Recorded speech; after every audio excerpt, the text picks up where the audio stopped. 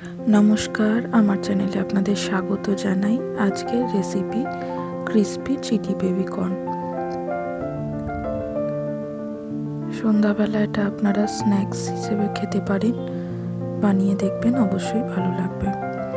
প্রথমে কি করেছি, বেবি কর্নগুলোকে ভালো করে ধুয়ে পরিষ্কার করে নিয়েছি। এগুলো এবার ছোট ছোট করে কেটে নেব।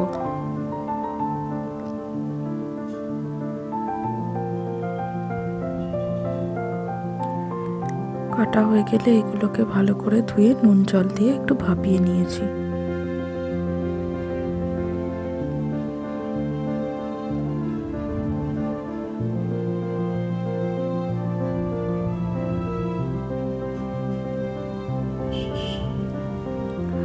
ভাপিয়ে নেওয়ার পর একটা গোটা পেঁয়াজ কেটে নিয়েছি কিউব আকারে, যেরকম আপনারা চিলি চিকেনের সময় কেটে থাকেন ওরকম।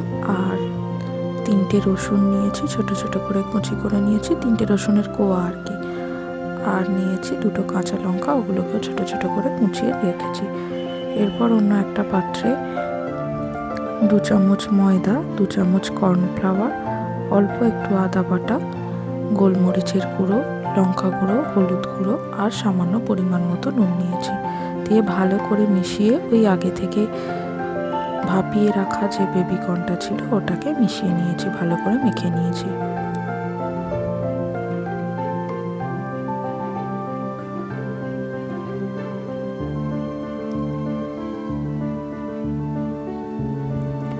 এরপর কড়াইতে তেল গরম করে ওগুলোকে একটা একটা করে ভেজে নেব।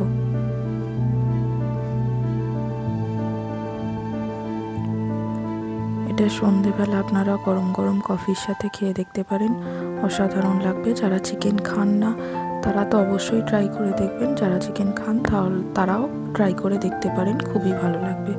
আর আমার রেসিপিটি ভালো লাগলে অবশ্যই লাইক করবেন।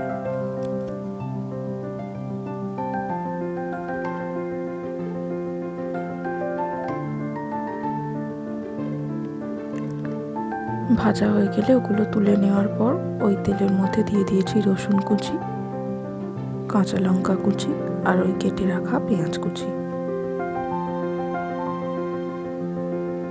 তার মধ্যে সামান্য নুন দিয়েছি।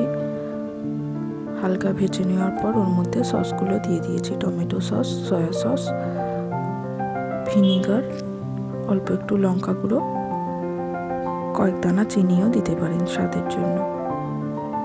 দিয়ে ভালো করে মিশিয়ে ওই ভেজে রাখা কর্নগুলো দিয়ে মিশিয়ে নিয়েছি। একদমই ড্রাই ড্রাই করে বানানো হয়েছে যেহেতু স্ন্যাক্স। সবশেষে আপনারা স্প্রিং অনিয়ন দিতে পারেন বা ওই সাদা তিল, ওগুলো একটু ছড়িয়ে ট্রাই করতে পারেন। রেসিপিটি ভালো লাগলে আমার চ্যানেলটিকে সাবস্ক্রাইব করে পাশে থাকবেন।